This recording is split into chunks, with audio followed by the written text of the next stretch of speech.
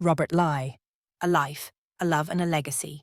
Robert Ley was a German politician during the Nazi era who headed the German Labour Front during its entire existence, from 1933 to 1945. He was a decorated soldier and airman in World War I, where he was seriously injured twice. He held a seat in the German parliament and a place on the top table next to Adolf Hitler. So where did it all go wrong? Ley was born on the 15th of February 1890 in the small village of Niederbreidenbach, now a part of the health spa town Nümbrecht, in the Rhine province of Germany. The seventh of 11 children, his father Friedrich Karl Ley inherited a farm which was the property of his father. Robert's mother Emily, born Wald, came from, it is believed to be, illegitimate parentage. Ley's father, who struggled with the farm and was financially inept, built up a serious debt and one night decided to burn down part of his farm to get the insurance money. The police investigation found Friedrich Ley guilty of fraud and arson, for which he would spend the next 3 years in prison. The farm was sold for a fraction of the worth. The mother, the young Robert, and his siblings moved to a small, poorly conditioned apartment and lived many years in poverty. Despite the poor living conditions, the young Ley developed a big ambition to be a chemist. He had an exemplary school career with above-average grades. From the elementary school, he went to the high school in Realschule, from there on the upper high school in Oberrealschule, and after to study chemistry at the universities of Jena, Bonn, and Münster. During the studies, he accepted several part-time jobs to help support his mother and to finance his study. Robert Ley's father had a negative attitude towards the son's ambitions and his drive for success. On the 28th of July 1914, the First World War began, and the young Ley broke off his studies and announced himself as a volunteer soldier. On the 6th of August, he joined 10th Foot Artillery garrisoned in Strasbourg and was among the first units to fight on the Western Front. He took part in the battles of Peronne, Furcourt and Manetz, where he served as a 15 centimeters artillery gunner. Early in 1915, he was moved to the 2nd Battery of the 10th Reserve Foot Regiment and took part in weeks of fighting in the Champagne region of France. May 1915 saw him again move regiment as he was integrated into 10th Corps of the 11th Army and was involved in the major German-Austrian-Hungary offence for Galicia. Later that year, Ley took part in some of the bloodiest battles of the war in Verdun and the Somme, suffering with thousands of other soldiers in the ditches for months at a time under heavy artillery bombardment. It was here he decided that these battles would be better fought from a distance and sought to move to the aerial armed forces, the German Air Force. His move was granted in the spring of 1916 with his training as an artillery reconnaissance pilot only taking 6 weeks, after which he was assigned to the 202nd Aviation Division with his operational area being Marle again in France. It was during this time that Ley got his first head wound. He crashed during a practice flight. The pilot died and Ley was unconscious for many hours. On the 29th of July 1916, Ley suffered a second head wound as he was shot down by 4 Allied aircraft. He also received a penetrating injury to his thigh. He was captured and imprisoned by the French, who operated on his leg wound, and Ley was reported to have had a cardiac arrest during one of the 6 operations on his leg injury. Years later, in 1938, he was again injured and suffered another head wound, this time in a traffic accident. These injuries left Ley suffering what was believed to have been a frontal lobe brain injury resulting in severe migraines and a slight speech impediment or stutter as he learnt to numb the pain with alcohol, leaving him an alcoholic later on in life. After the war, Ley was released from French captivity in January 1920 and he returned to university, gaining a doctorate later that year. The subject of his chemistry PhD thesis was glycerine in the butterfat. His PhD stood him in good stead to be employed as a food chemist for the giant IG Farben company, which was based in Leverkusen in the Ruhr. All was not well though, as Dr. Ley started to drink heavily and would often turn up to work drunk. This, along with his newfound political views, got him the sack from his position and left him unemployed until March 1924, when soon after reading Adolf Hitler's speech at his trial following the Beer Hall Putsch in Munich, he became the 18,441st member of the refounded Nazi Party, and life for Ley would never be the same again. Hitler was apparently impressed by Ley and in June 1925 made him Gauleiter, kind of a mayor in charge of the district, for Rhineland South. Hitler, who had speech ban at that time in certain areas of Germany, knew a good speaker when he heard one and promoted him with all options and protected him against inner-party attacks, after Ley had thrown several people out of the Nazi party. Ley was put in charge of the second biggest propaganda newspaper, known as the West German Observer, Westdeutscher Beobachter, in which he repeatedly wrote anti-Semitic articles, stirring up Jewish hate. Ley proved unswervingly loyal to Hitler, which led Hitler to ignore complaints about his arrogance, incompetence and drunkenness, and his implications in various street and public brawls, and his altogether erratic behavior. Robert Ley was elected a member of the Reichstag for the Cologne district in 1930. After the appointment of Hitler to Chancellor of the Reich on the 30th of January 1933, Ley also received the management of the Action Committee for the Protection of the German Work, which was the initial committee for planning the takeover of all trade unions. On the 2nd of May, 1933, Robert Ley was made head of the German Workers' Front with the aim to weld German labour into a solid organisation backing Hitler.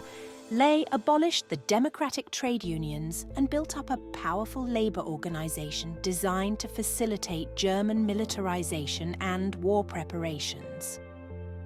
He was also head of the Union of Germans Living Abroad.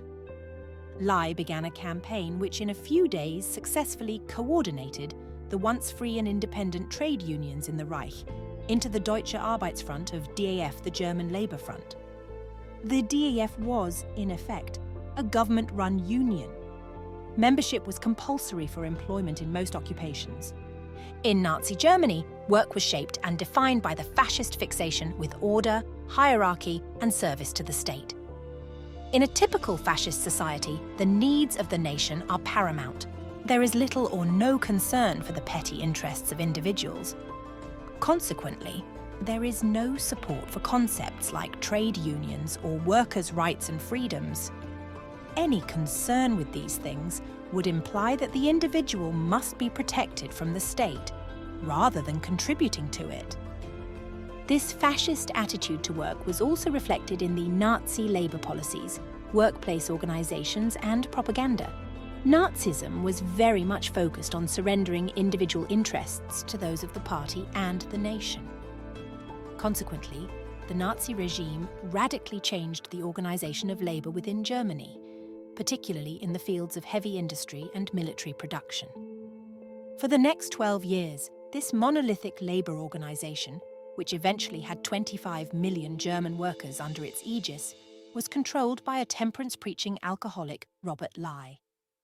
The largest single mass organisation in the Third Reich, the DAF developed into a mammoth empire run by a swollen bureaucracy whose officials came from the NSDAP, the former Nazi unions, the SA and the SS.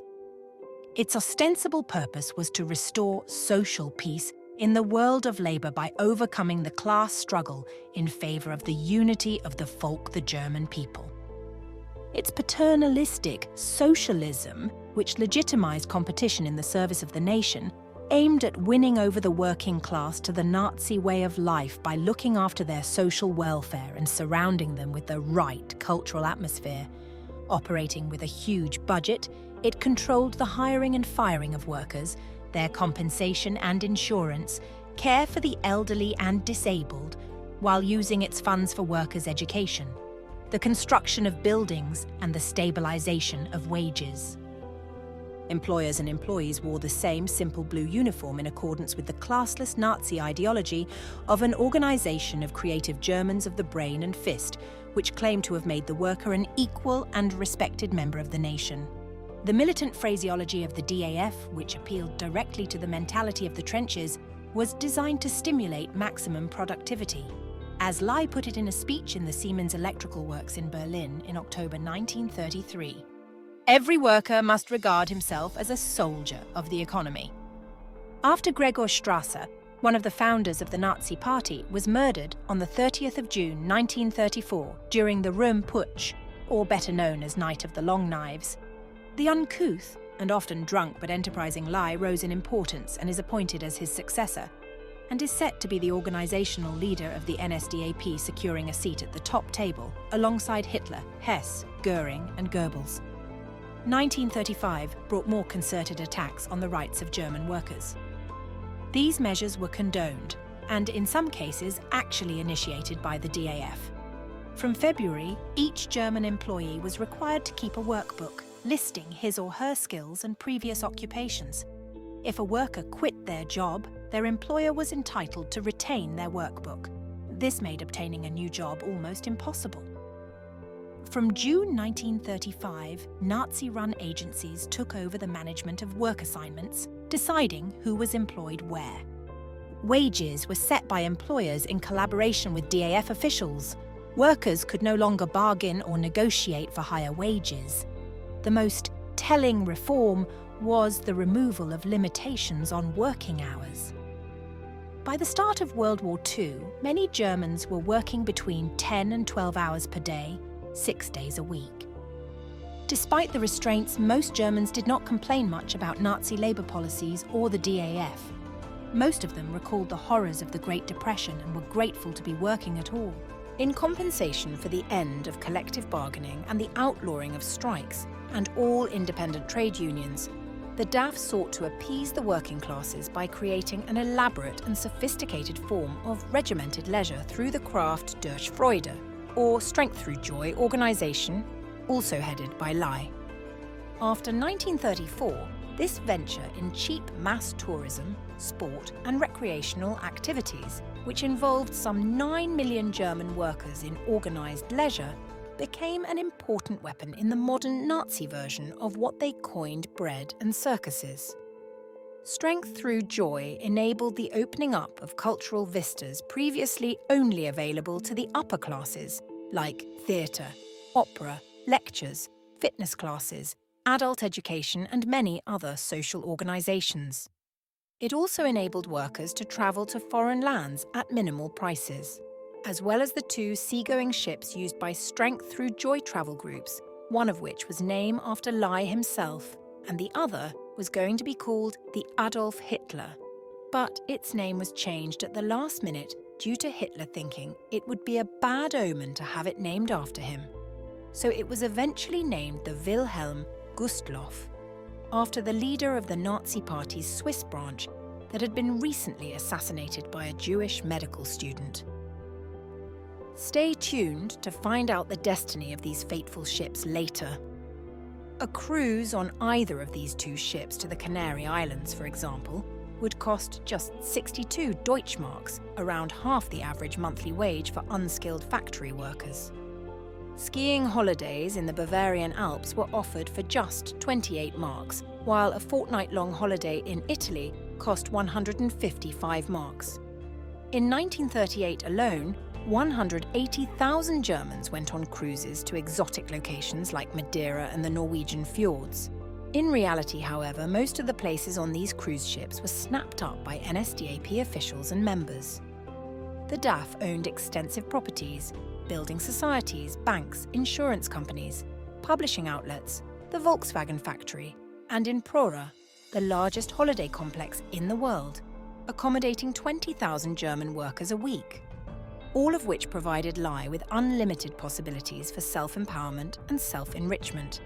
The Volkswagen or People's Car project, which the DAF took over from Ferdinand Porsche in 1938, was a classic example of the fraudulent facade behind which Nazi socialism deceived the working classes. German workers were obliged to pay on an installment plan before delivery, but not a single car was ever turned out for any customer in the Third Reich.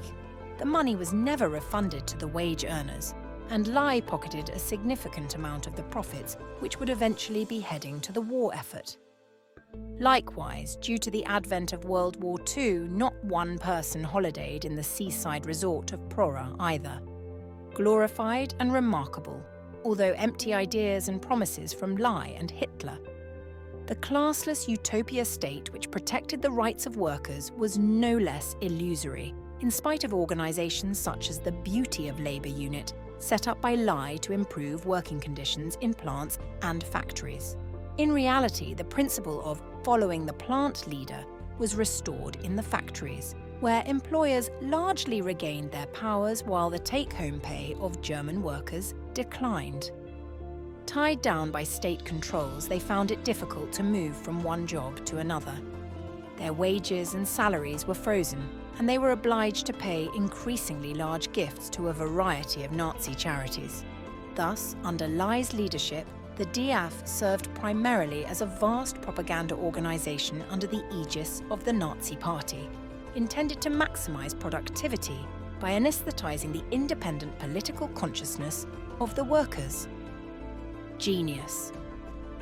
In addition to his role as dictator of the Labour Front, Ley was also made overlord of the Reich housing programme during World War II and given the task of building and organising the 3 order schools or Teutonic order castles, where the future Nazi elite were to undergo a combination of training, idealism and radicalism, with a touch of British public school ethos and indoctrination into Nazi racial mythology. Only the toughest and best graduates of the Hitler regime were to be admitted to these castles, where the curriculum was defined by Ley as 4 years of the hardest possible physical and mental exertions. Character training based on sports, tests of courage, education in social poise, etc., was designed to breed a new race of Nazi leaders. Ley, along with the Hitler Youth leader, Schirach, organised the annual Reich vocational competition of the Hitler Youth, the proposed product of these schools. In 1936, things were going well for Ley and the Nazis. He addressed an audience on the subject Nazi economic recovery. We have accomplished enormous things in the 3 years that we have been in power. I do not believe this evening would be long enough to list all the great successes that we have had. 2 facts stand out. The German today has become an entirely different person. Whether worker, craftsman, farmer, or member of the middle class, we are all entirely new people. There are a few holdovers from past times. There always have to be museum pieces after all. They will gradually die out. The broad, large, and great mass of our people has changed thoroughly. They have been transformed. Germany has been born anew. The beginning of World War II in September 1939 saw Ley's importance decline. The militarization of the workforce and the diversion of resources to the war greatly reduced the role of the DAF, and the KDF was largely curtailed. Ley's drunkenness and erratic behaviour were less tolerated in wartime, and he was supplanted by Armaments Minister Fritz Todt and his successor Albert Speer. As German workers were increasingly conscripted, foreign workers, the first guest workers from France and later slave labourers from Poland, Ukraine and other eastern countries, were brought in to replace them. Ley played some role in this programme but was overshadowed by Fritz Sokol. Nevertheless, Ley was deeply implicated in the mistreatment of foreign slave workers. Ley retained Hitler's favour. Until the last months of the war, he was part of Hitler's inner circle along with Martin Bormann and Joseph Goebbels. In November 1940, he was given a new role as Reich Commissioner for Social Housing Construction, later shortened to Reich Housing Commissioner. Here his job was to prepare for the effects on German housing of the expected Allied air attacks on German cities, which began to increase in intensity from 1941 onwards. In this role, he became a key ally of Armaments Minister Albert Speer, who recognized that German workers must be adequately housed if productivity was to be maintained. As the air war against Germany increased from 1943, dehousing German workers became an objective of the Allied area bombing campaign, and Ley's organization was increasingly unable to cope with the resulting housing crisis. He was well aware of the Nazi regime's program of extermination of the Jews of Europe. Ley encouraged it through the virulent anti-Semitism of his publications and speeches. Ley issued some of the most overt propaganda accusing Jews of plotting the extermination of Germans. In December 1939, he said that in the event of a British victory, The German people, man, woman and child would be exterminated. The Jew would be wading in blood. Funeral pyres would be built on which the Jews would burn us. We want to prevent this. Hence it should be rather the Jews who fry, rather they who should burn, they who should starve, they who should be exterminated. In February 1941, he was present at a meeting along with Speer, Bormann, and Field Marshal Wilhelm Keitel, at which Hitler had set out his views on the Jewish question, making it clear that he intended the disappearance of the Jews one way or another. Ley said in a 1942 speech, "It is not enough to isolate the Jewish enemy of mankind. The Jews have got to be exterminated." In a further speech on February 6, 1942, Ley reiterated his love for Hitler and his hatred for Jews. Dear friends, no man in the world has spoken as clearly as Adolf Hitler did. You know this. Here in this place, how often he called upon humanity and our opponents for peace, for reason, for understanding. No one could have dared to make such a generous offer to the Poles as Adolf Hitler did. No one has done more for peace than Adolf Hitler. We can say that. Our Führer has dared to draw the Jew in such a way, to reveal him to the people as he exists in all his meanness, in all his nakedness, with his crooked nose, flat feet, with his capitalist exploitative manner, as the vampire of humanity, as the exploiter of humanity, Judah, the destroyers of humanity. Heaven opened Adolf Hitler's eyes, and the Lord God gave recognition to see Judah as the mighty enemy of humanity. But the Jew does not forgive this. We Germans can do whatever we want today. We could be cowardly, whimper pathetically, beg for mercy. Judah would not forgive us, but that Judah would then exterminate us. Ley had some great ideas. He was a clever man. He was, for the most part, brave and a pioneer. But he also gave in to erratic behavior and many wacky ideas. For instance, in April 1945, Ley became enamored with the idea of creating a death ray after receiving a letter from an unnamed inventor. "I've studied the documentation. There's no doubt about it. This will be the decisive weapon." Ley gave Speer a list of materials, including a particular model circuit breaker. Speer found that the circuit breaker had not been manufactured in over 40 years. Ley's sometimes eccentric and erratic behavior didn't stop with his professional life. Let's now take a look at his personal life. By 1938, he owned a luxurious estate near Cologne, a string of villas in other cities, a fleet of cars, a private railway carriage, and a large art collection. Historian Richard Evans remarks, he increasingly devoted his time to womanizing and heavy drinking, both of which often led to embarrassing scenes in public. Short and dumpy, in appearance with a speech impediment, uncouth, and a lot of the time drunk. Ley liked his women. He was married twice, had 5 children to 3 different women, and had a string of girlfriends. His first marriage was to Elisabeth Schmidt, who he married in 1921 while he was working as a chemist in Leverkusen. They had 1 daughter, Renate Martha Emily Wald, born the 29th of July 1922. As the years passed, it had become increasingly clear that Ley and his wife had different views and wanted different things from life. What particularly disturbed the deeply religious Protestant Elizabeth was the departure of her husband from their shared beliefs and his numerous extramarital affairs, which he did not try to hide.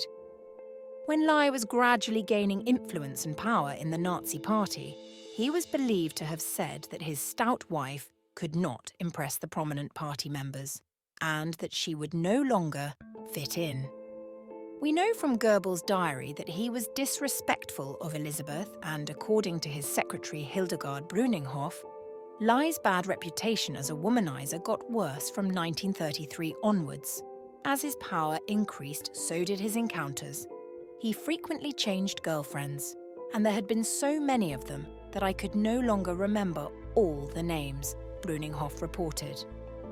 During 1936, Ley met a woman who was to become his second wife, although at the time still married to Elizabeth.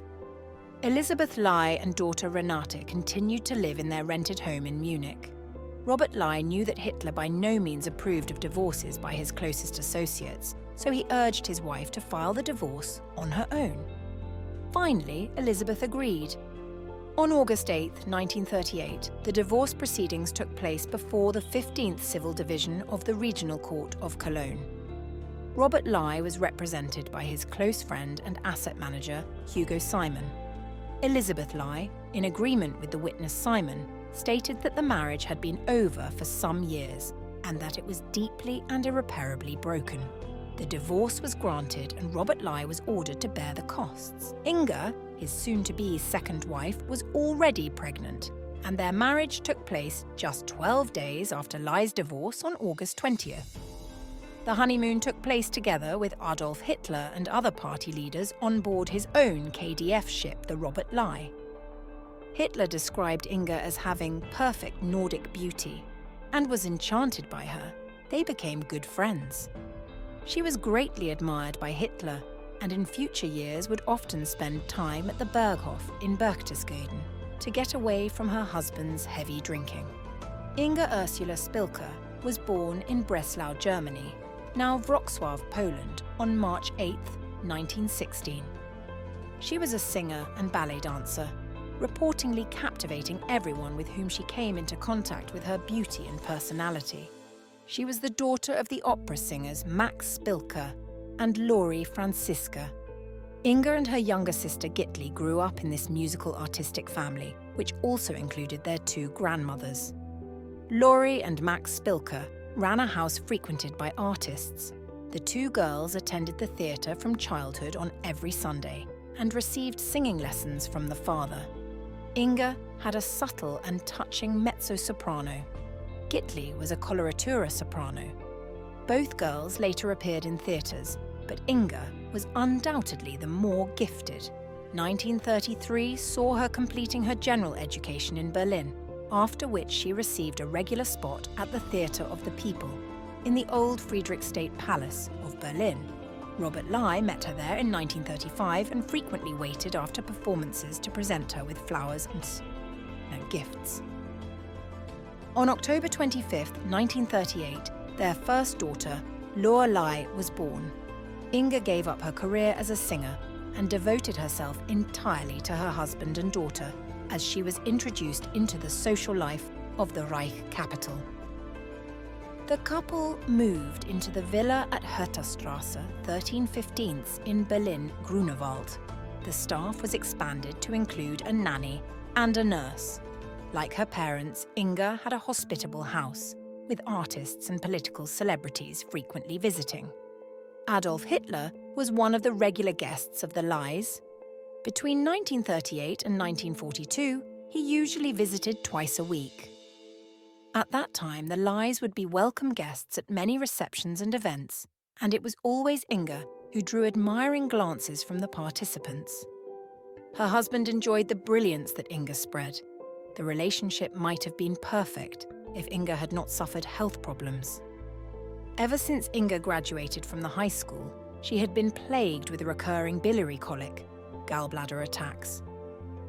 Her condition was further affected by the fact that she had to undergo an appendectomy during her pregnancy with Laura.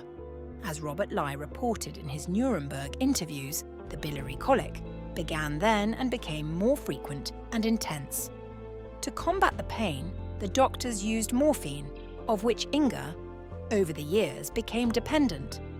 There were 3 children from the marriage. Laura, born October 25, 1938.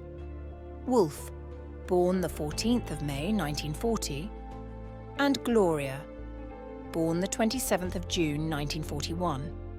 In March 1941, when Inga was 5 months pregnant with her third child, Gloria, she suffered a bad horse riding accident. A nearby train blew its whistle, the horse reared up, and Inga was thrown off.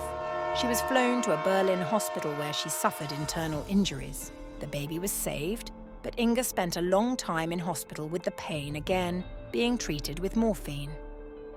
Gloria was born healthy on June 27, 1941, and was said to be named due the glory gained after the Nazis' initial push into Russia. Since October 1939, Lei's chief secretary, Hildegard Bruninghoff, became the constant companion of his wife. Her job was to go shopping with Inga, buy clothes for her children, get ration cards, and accompany them to events that her husband could not attend. Hildegard provides documented and detailed information on their lives and had the impression that Inga was more dependent on narcotics after the accident and was extremely difficult to live with and work for if she did not get them.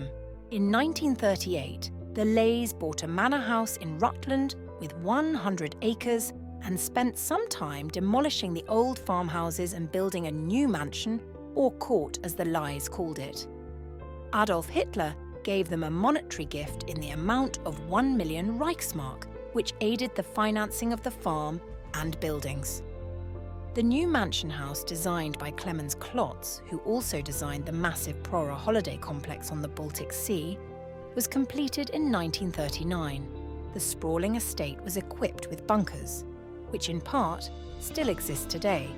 Also a wind turbine which provided energy to heat the house and gardens during the winter, along with other energy-saving initiatives which supported Lei's ultimate goal of a self-sufficient estate.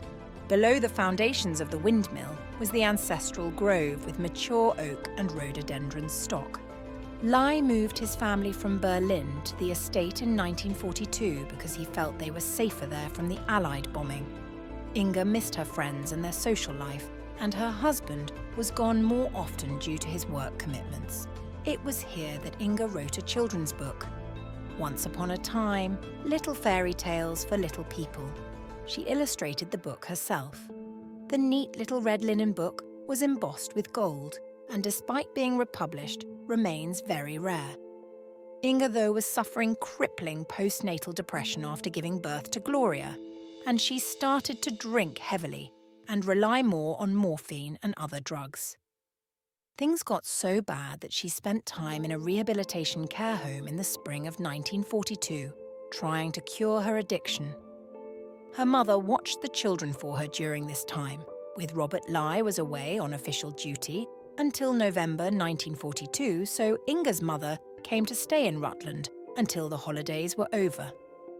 The dreary winter depressed Inga further, and the fighting and heavy losses in the Stalingrad made Robert Ley nervous and irritable, resulting in many quarrels. Inga also had an ongoing feud with the estate manager with whom she despised. Inga's misery came to an abrupt end when on December 19, 1942, she committed suicide. That night, Robert and Inga had guests for dinner which included Otto Marenbach, managing director of the Labour Front, and his staff, Annie Ballett and Hedvig Scholer. During the evening, the phone rang when suddenly Robert was summoned by Hitler to attend his headquarters at the Wolf's Lair in Poland. It was just a week before Christmas. Robert Ley was waiting outside for his driver to take him to the station to commence the first part of his journey. Here Hedvig Scholer, Marenbach's secretary, takes up the story. I was standing next Inga when Inga said to her husband that he should transfer the farm to her so that she could better stand up to the estate manager. To which Robert replied, "As long as I am there, I will remain the owner." Inga Ley immediately went to the bedroom on the first floor and shot herself. The result of how desperate, lonely, and overburdened Inga must have felt. She left a loving family and 3 small children. After the shot was fired, Robert Ley and Otto Marenbach ran to the first floor to gain access to the locked bedroom. Panic ensued in front of the locked door when eventually, as the children's nanny states, the door had to be broken down by the janitor. Inga lay half reclined and wrapped in her fur coat on the bed and had shot herself with a gun through the temple. The wall beside the bed was full of blood. Otto Marenbach took the gun from her hand. The children's nanny stayed with the children and provided for them during the night. Inga had left a farewell letter to her husband, which had certainly been written hours before, so the suicide looks as though it was pre-planned. The suicide note read, "For my Bobsy, please forgive me, I cannot carry on anymore." The letter reflects Inga's deep desperation. At the heart of the marital conflict was the leadership of the estate and Inga's inability to stand up against the estate manager. Deeply hurt, Inga continues. I feel very well now that what I say has no value. I run the farm as best I can. I've given up everything for the farm, but when it matters, I'm nothing. In addition, there was a seemingly insignificant dispute over the children's education in which Ley had loudly reproached her. But above all, the young woman suffered from what she believed was disrespect from her husband and her surroundings. A disrespect that, as she put it, had long since hurt and frustrated her. Her letter closed with the words, My mother will be better able to raise the children than I am. I.L. She signed the letter with her initials only.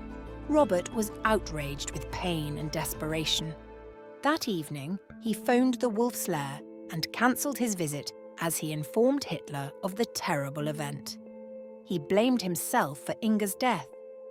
It had become clear to him how little he had cared for Inga and her hardships. Hitler tried to console him and implored him not to give up because the Third Reich needed him.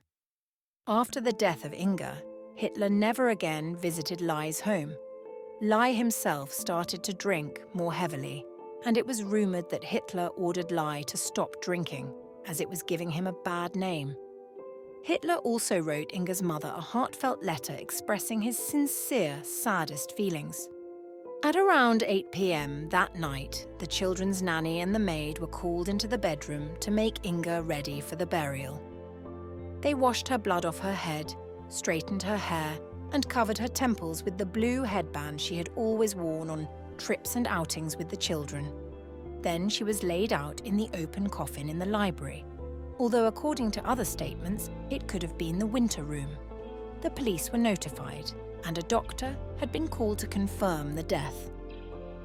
On December 30th, 1942, Inga's death was announced in writing at the registry office of Waldbröl.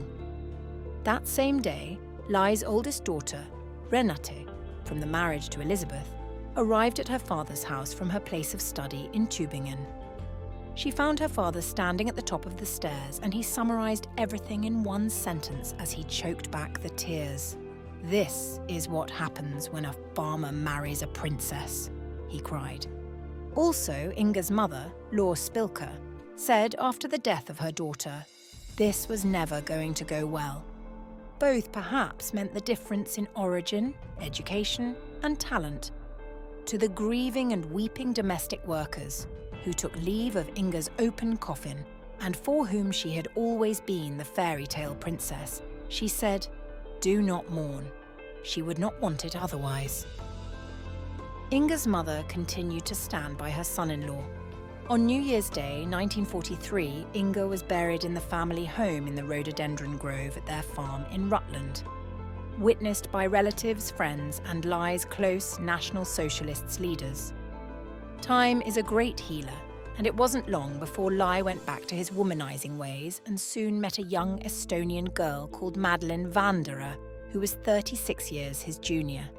He was 54, and she was 18. Ley did not marry his mistress because he was afraid of ridicule due to the age difference. This, however, did not prevent her from bearing him a child, Robert Rolf, who was born on the 28th of July, 1944. Inga's mother ended up looking after all the children from that point, including Ley's newborn son, his fifth child, Robert Rolf, from his 18-year-old girlfriend. After Inga's death, things got progressively worse for Ley. Germany was losing the war, the Russians were advancing, and it is documented that he made preparations to kill off his children with cyanide if they were to fall into the hands of the Russians. Although this seems remarkable, it was a practice seen all over Germany in the closing stages of the war, including the poisoning and murder of the Goebbels children. Luckily, the children were kept safe from any enemy advance.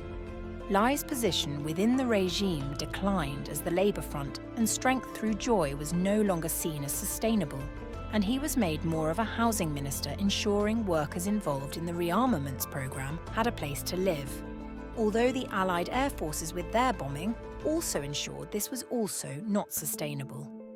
In the end, his job was to supervise the mobilization of foreign as well as German labor for war work. As the Third Reich collapsed in early 1945, Ley was among the government figures who remained fanatically loyal to Hitler. He last saw Hitler on the 20th of April 1945, Hitler's birthday, in the Führerbunker in central Berlin. He gave orders for his farm and family home to be burnt down with all the valuables inside so the advancing Allied armies could not profit from it. The next day, he left for southern Bavaria in the expectation that Hitler would make his last stand in his Bavarian home of Berchtesgaden. When Hitler refused to leave Berlin, this idea was abandoned and Ley was then effectively unemployed. The war had ended, Germany had surrendered, and Ley was on the run. He was eventually captured in a shoemaker's house in the village of Schleswig by US troops on May 16, 1945. A local citizen passed a note to the military governor telling him the hiding place of Ley. I went over to the house mentioned in the note, and sure enough, there was Dr. Robert Ley, asleep in his sack. I told him to get up and make it snappy. He said he couldn't understand why we wanted him. He told me he was Dr. Ernst Distelmeyer. I had a man from the company with me who was a German Jew. I thought he was going to kill Ley. Ley attempted to poison himself at the time of his capture, but was thwarted by an Allied soldier who knocked the bottle out of his hand. The prisoner was wearing a ring, a cyanide capsule hidden in it, a common practice among high-ranking Nazi officers. Ley was taken into custody, initially at Camp Ashcan in Luxembourg, then on to Nuremberg for trial and sentence. Apparently indignant at being regarded as a war criminal, telling the American prison psychologist Gustave Gilbert, How can I prepare a defense? Am I supposed to defend myself against all these crimes which I knew nothing about? Stand us against a wall and shoot us, well and good. You are victors? But why should I be brought before a tribunal like a crimin? Ugh, damn stutter! I can't even get the word out! Ley always spoke of his one true love and second wife Inga with a certain religious reverence, especially in his cell in Nuremberg, composing letters to her ghost and holding seances with her spirit in his cell. His abstinence from alcohol, his grief, misery and fall from grace all had an effect on his state of mind. This is just one of many letters that Ley wrote while awaiting punishment in his cell. My wife, how I am thinking of you.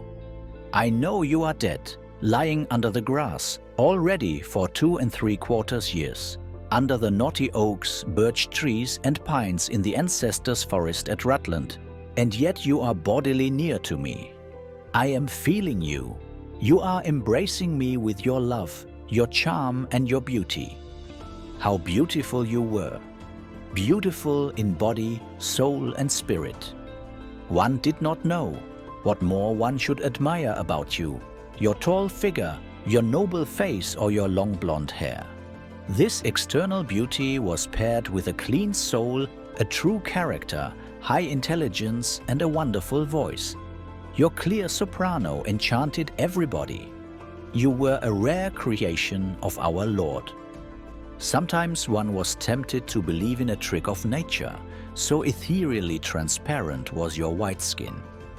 And yet you were reality, for you gave me 3 children who are your image. Are they still alive and how are they? How I worry about them, and yet I am completely helpless and unable to protect them. Fate played terribly upon me. First it took the wife from me and now it is taking my children. But I don't want to write about that now. You are entering my cell again. You want to talk to me. I am willing. What is life? You ask me.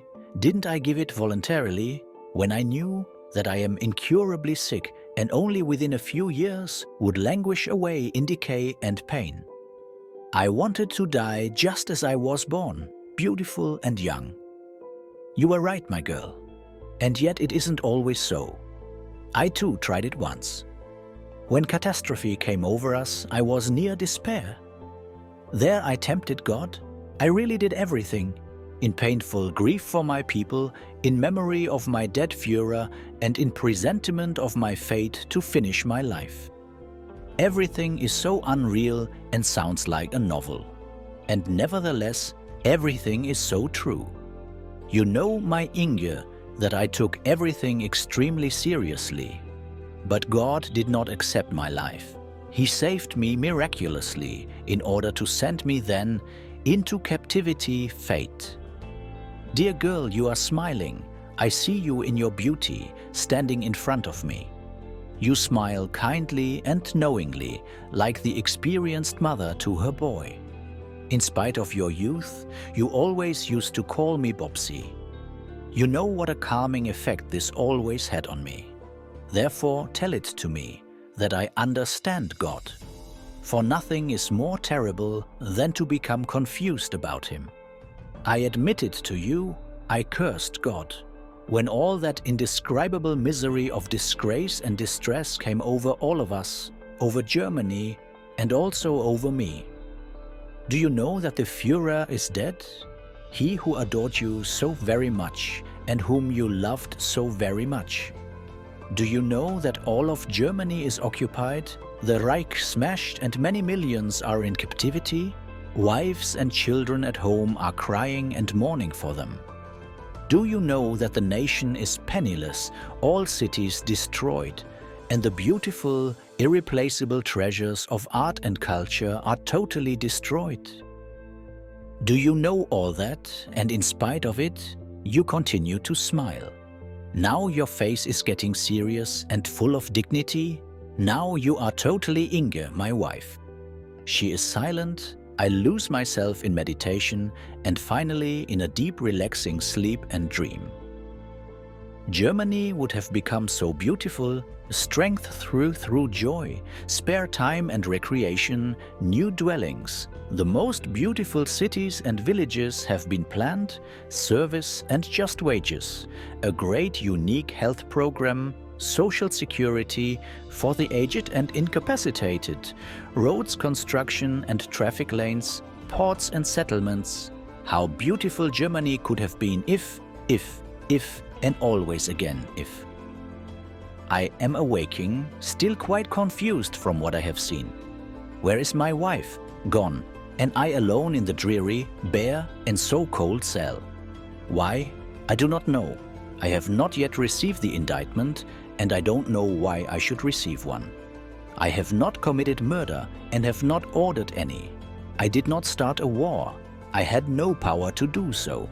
I did not even know about it. To the contrary, for me the war came at the most inopportune moment. I was in the midst of my social reconstruction, which I now had to interrupt. God in heaven, what have I done that I am treated under such conditions as a criminal? Lord God, give me an answer. I have a right to it. On October 21st, 1945, the judge summed up their findings. Ley was indicted on 4 counts. The defendant Ley between 1932 and 1945 was a member of the Nazi Party, Reichsleiter, Nazi Party organization manager, member of the Reichstag, leader of the German Labour Front, a general in the SA, and joint organizer of the Central Inspection for the Care of Foreign Workers.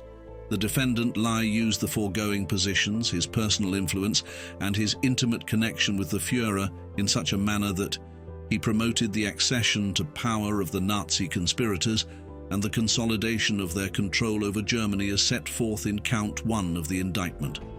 He promoted the preparation for war set forth in Count 2 of the indictment. He authorized, directed, and participated in the war crimes set forth in Count 3 of the indictment, and in the crimes against humanity set forth in Count 4 of the indictment, including particularly the war crimes and crimes against humanity relating to the abuse of human beings for labor in the conduct of the aggressive wars. On the 24th of October 1945, 3 days after receiving the indictment, Ley strangled himself in his cell using a noose made by tearing a towel into strips fastened to the toilet pipe in his cell. He wasn't buried with his beloved Inge under the rhododendrons as he wished, but his body was incinerated in a crematorium in Munich and the ashes scattered over the river Isar, along with the other Nuremberg defendants that were sentenced to death. So Lei's body was incinerated, well, not before his brain was removed and smuggled out of Nuremberg and into the hands of Webb Haymaker, a renowned neuropathologist at the Army Institute of Pathology in Washington, D.C.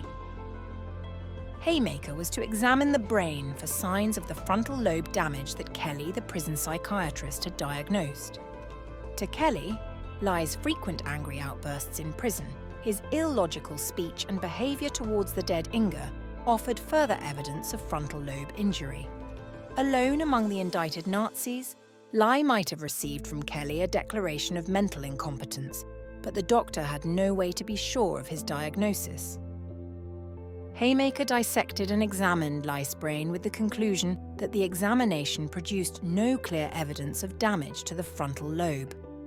In a letter to Kelly, Haymaker suggested that Lei's brain abnormalities were probably not the reason for his behaviour. Unlike the other defendants, Lei's IQ was never tested as he committed suicide before the psychiatrists commenced his tests. That's the rags to riches, and back to rags again story of Robert Ley. Oh, and I almost forgot. What about the fate of the KDF ships, the Robert Ley and the Wilhelm Gustloff that I promised to tell you? With all these tales of death and despair, let's see if we can finish with a happy ending. Well, the Robert Ley ship was sank on the 9th of March 1945 in Hamburg by the Royal Air Force. And the Wilhelm Gustloff, which if you remember was going to be called the Adolf Hitler, was involved in Operation Hannibal, which was the German naval evacuation of troops and civilians from East Prussia and the German-occupied Baltic states due to the Red Army advanced from the east. On the night of the 30th of January 1945, the ship left Gdynia in Poland with 10,500 evacuees on board. The ship was overloaded and only safely had room for approximately 6,000. The ship was soon sighted by the Soviet submarine S-13, who fired 3 torpedoes that successfully struck the Wilhelm Gustloff on her port side, resulting in the ship rapidly sinking with the loss of over 9,500 lives. The biggest maritime disaster in history. Thanks for listening to Robert Ley, A Life, a Love and a Legacy. And oh, what a legacy!